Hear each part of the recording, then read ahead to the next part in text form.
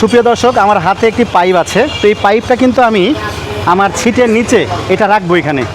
এটা রাখবো, এটার কারণ হলো এখানে কিন্তু যে কোনো একটা জায়গায় আপনি এটা রেখে দিতে পারবেন।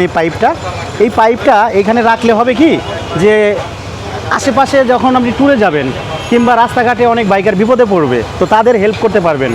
এবং তাদের হেল্প করার জন্য এটা আপনি রাখতে পারেন, এবং আপনিও কিন্তু বিপদে পড়তে পারেন।